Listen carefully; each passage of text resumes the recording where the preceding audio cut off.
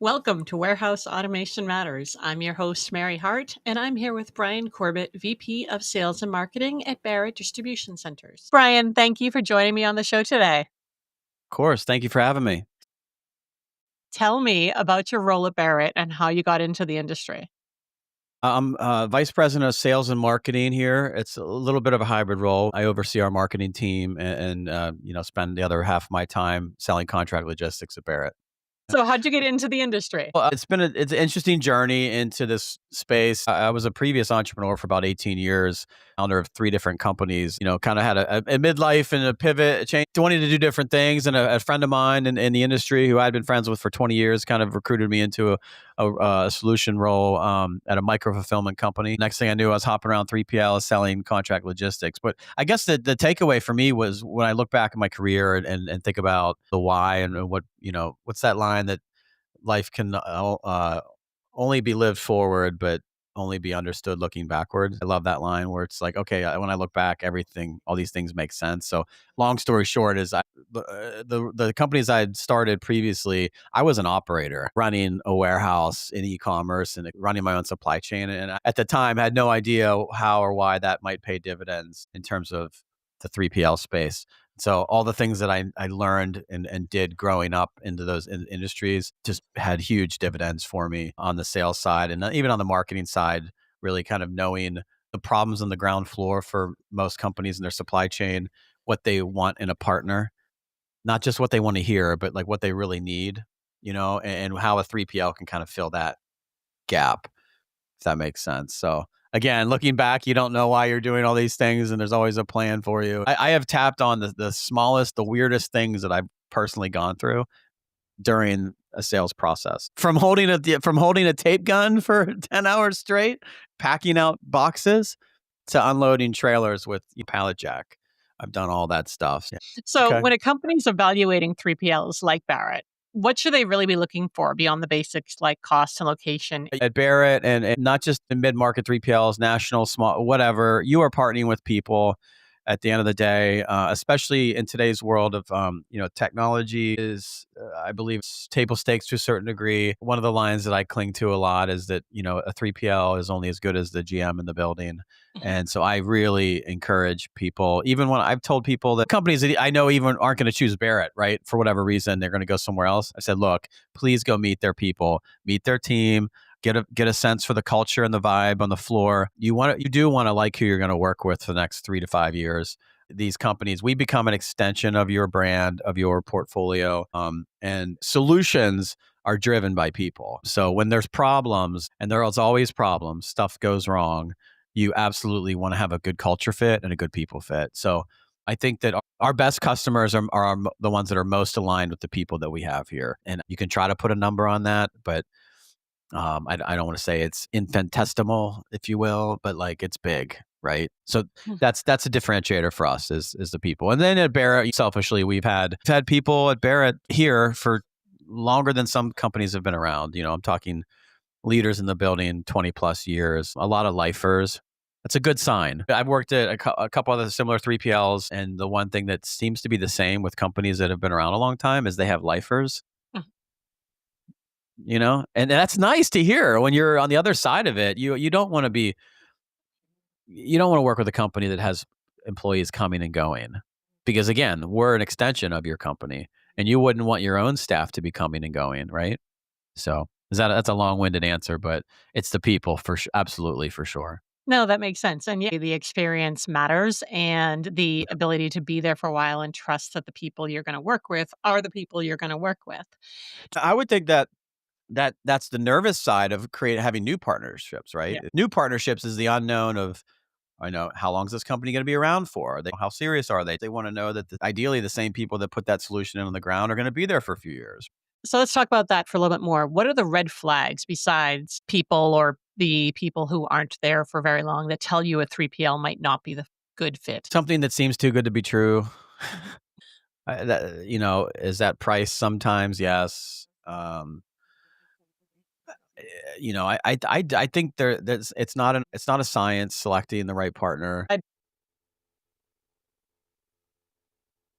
Over Yeah, I mean, yeah, overpromising is certainly a red flag. Providing, really cheap unit rates on something that they don't have any idea what it's about. If you perceive your business as nuanced, which by the way, most companies do have a self-perception that their company things are a little more complicated than what they seem, then Yeah. that's valid. And you should use that when determining if another company is understanding what your needs are, right? If they're not, I would say the opposite of what I was saying about a good partner. If they're not encouraging you to, excuse me, to visit, if you haven't met operators in the process, that's a red flag to me. The quicker that I can introduce folks to non quotes, even though I have operator experience to most, I'm a sales, I'm the front end. Like, I don't want you to just talk to me. The quicker that I can introduce you to my team and my coworkers and the people on the ground, the better. If you're not getting that, that tends to be a red flag. I do feel like every warehouse we have is professional, but I've gotten a lot of feedback from other companies where they said I visited X, Y, Z and they knew right away.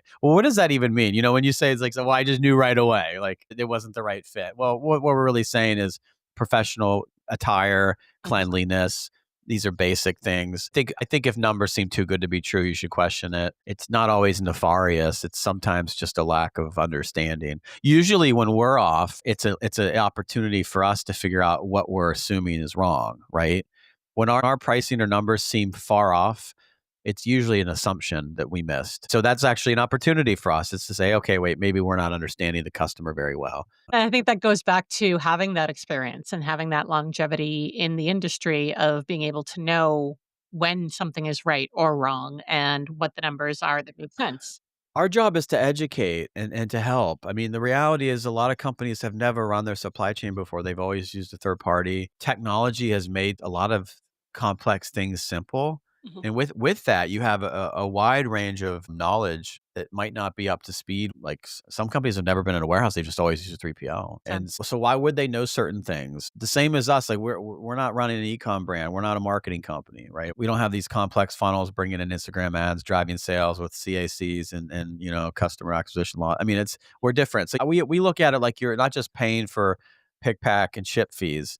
You should be getting expertise to help you run your business, not tell you what to do, but it's normal for a company to partner with us to say, "Hey, Barrett, we want you to decide how to do this." That's a good partnership. You talked about marketing and how you guys aren't a marketing company, but you have a very good marketing team. And you Well, also thank you. have very fun LinkedIn posts, not what you always see from a 3PL, obviously. Why do you think that tone matters in the industry? Yeah, Kat's done great with this. We've made a concerted effort to exist in the channels that our clients operate in. Not just operate in, but we live in these channels Right. Mhm. personally. A lot of the growing e-commerce brands in this space have that same relationship with their clients. There's a high human touch. And so we have made a concerted effort to show off our people and not just be this 3PL that's, you know, old and boring and around for 80 years with we get your stuff. That's all true, but we want our customers to feel the same way their customers feel when they buy something from them. And so we do, want our clients to feel like there's a Barrett family, if you will, Mhm. of clients that we're doing things to promote our clients. The benefit for us is, a little bit of a brand by association. We don't need everyone to know that Barrett's powering a certain aspect of the supply chain. We just want to promote our clients in the same way that they would want to be promoted, right? Yeah. And some of those things just happen to be newer things, like doing unboxing videos or, taking photos. We have outfitted our warehouses with swag and banners. A lot of that stuff is for our employees too. I think when you humanize that process, you get better results. People feel like they are a part of that company, packing the orders, part of their sales, wearing their t-shirts, which is true. And you tend to get better results from it, and I think you see that in some of our videos and some of our warehousing. And that goes back to the whole human element as well. Kat does a great job of those iPhone videos of talking to people who work for the company. It's a way for us to be a little more cool, a little more fun. That's all. When does it make sense for companies to start seriously considering robotics and automation? I think the initial conversations tend to be profile and data driven volumes. I don't want to say the wrong number, but generally I tend to see, somewhere in that 500 to 1,000 orders a day. You tend to see some similarities, like heavy SKU count, high SKU count. I mean, truthfully, anytime you have a solution on the ground that has a lot of walking, because Locus's product is very much the idea is to eliminate wasted movement. Mhm. Anyone who understands TPS or lean or all the origins of eliminating waste understands that eliminating human movement saves time and saves money. And so I think that anytime you have a solution on the ground where you just can simply look at it and say, "Oh my gosh, there's a lot of people walking to and fro, Uh, repetitive doing movements. Time is money. We are selling time and people are paying for time. And so any solution on the ground that lowers time saves money. Now, generally, like I said, I start to see that 5, 7, 50 orders a day, couple each is an order, or maybe a high SKU count. Sometimes maybe not even that, but like maybe your warehouse is set up so that there's only space in the corner of the facility. You can't retrofit it. And so you're going to have a lot of movement. You can make a case for Locus in that environment. Maybe you have a pack out station on the other end of the building and you just need bots to move goods. mhm. I mean, I could make an argument for that too. So there's a number of different scenarios where I think that bots have a huge dividend. But again, the crux of it is if you have a lot of people walking around unnecessarily throughout the day, you should look at robotics. Yeah, especially when you see people walking like 9 to 15 miles each day in a warehouse. I mean, it's great exercise, but it's not good at all for every day carrying 300 pounds or toting, a cart of 300 pounds, etc. So, one last question for you. What factors do you see separating companies that succeed with automation from those that struggle with it? Phew. Systems, maybe people too, but it's like maybe that's an easy answer. It's like most things. I think execution comes down to the systems and people on the ground. Yep. I think the takeaway at the end of the day is people drive change. People make things successful. You have to have the right systems in place to do that, but you gotta have the best people make the best companies go.